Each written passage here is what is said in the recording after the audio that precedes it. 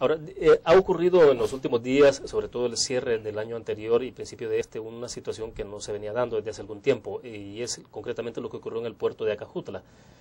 Finalmente los sindicalistas cerraron durante 4 o 5 días el puerto de Acajutla y hubo empresas que prácticamente se vieron obligadas a movilizar sus productos hacia Guatemala. Otras incluso, pude enterarme, como las harineras, estaban ya dispuestas a trasladar toda su importación de productos de cereales hacia los puertos vecinos en Guatemala.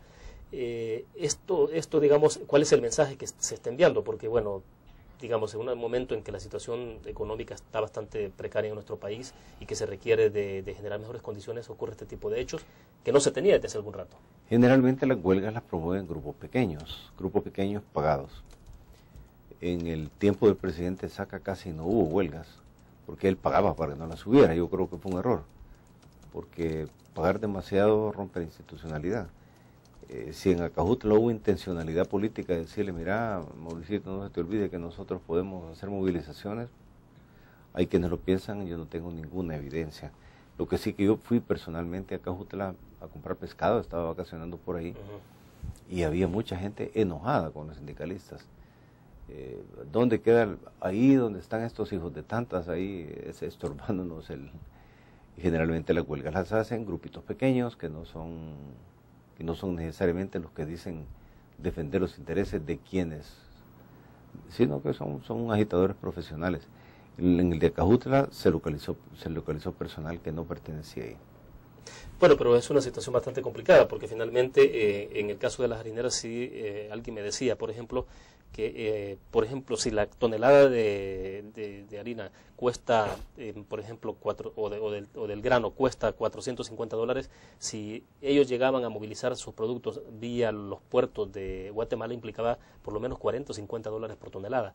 Entonces me decía, no, lo más seguro es que tengamos entonces precios del pan francés como los que se tuvieron en aquel momento de crisis. Es correcto. Es correcto.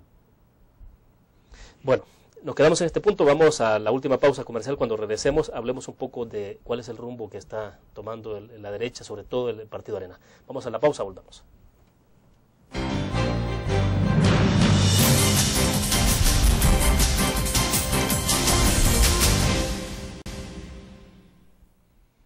Ingeniero, estamos al cierre y antes de esto quiero leer algunos comentarios de los cibernautas. Por ejemplo, José nos ha escrito desde Santa Ana, dice, ¿cree que hubiese sido mejor otros cambios en otros ministerios como el de Educación o el de Seguridad Pública? Bueno, ya lo abordamos de alguna forma este comentario, la pregunta puntual. Javier Martínez desde Los Ángeles, California, dice, felicito al presidente Funes por limpiar la casa antes de que se empiece a ensuciar.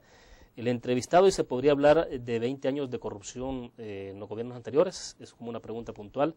Javier Martínez, bueno, que es el mismo planteamiento que está haciendo, pero también él dice si cree usted que tiene suficiente tiempo para analizarse a cada gestión de Arena y sus grandes escándalos públicos, que tiene relación con la pregunta anterior. Mire, eso de los 20 años de corrupción de Arena es un mito de campaña, ¿verdad? Siempre ha habido señalamientos contra cada gobierno que sale, ha habido investigaciones, ha habido algunos presos, ha habido algunos seguimientos. De este gobierno anterior hay señalamientos tremendos de corrupción de parte de la presidencia y de su grupo cercano. Todavía no hemos visto hacer nada.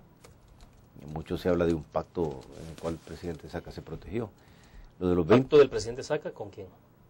Con las actuales autoridades, por así decirlo, ¿verdad? Para protegerse de que no lo busquen. Se habla mucho de eso. Él trató un par de veces de hacerlo cuando él era presidente del COENA y cuando ya no lo era, pactando con Sigfrido Reyes y con su pariente Herbert Saca, comprando diputados, que había más de los que renunciaron. Yo estaba presente cuando unos de esos diputados llamaron a la gente del COENA y le dijeron, miren, aquí anda el señor, pues, uno de los de Gana, que todavía no se había hecho Gana, ofreciendo tanto para cambiarnos.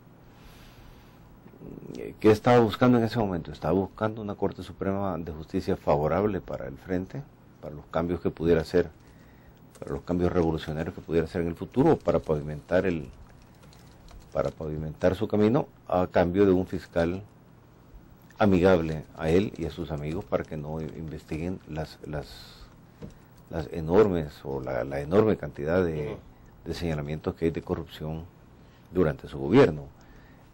Han salido gráficas ahí del uso de las partidas secretas sobre la cual no tiene que dar,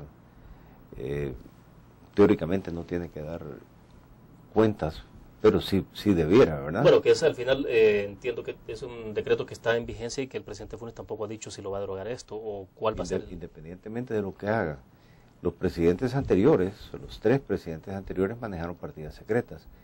Y según un artículo que se publicó con cifras Manuel Jaenz en un periódico, la diferencia entre las partidas secretas que manejaban estos y el presidente Saca era astronómica. Y luego Colatino publicó algo así como $500 millones.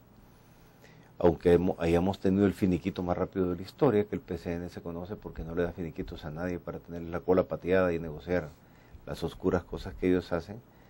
Don Hernán Contreras salió mostrando el finiquito del expresidente Saca el día siguiente.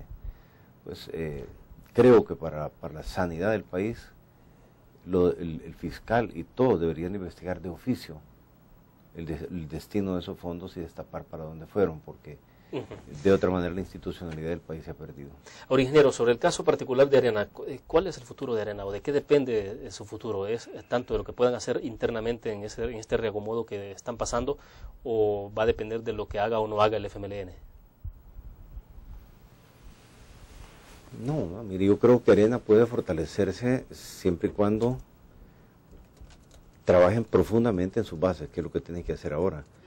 Porque el que les hayan robado 12 diputados y que estos se hayan ido por dinero para otro lugar, los vuelve fuertes a estos diputados para negociar cualquier cosa, con cualquier lado, como se ha podido ver, de una manera muy filibustera, pero durante su periodo. Pero formar un partido que gane diputados, que gane la presidencia, que de verdad pueda competir, toma décadas. Entonces, ¿qué es lo que está haciendo Arena ahora? Yo creo que lo está haciendo bien. Está trabajando internamente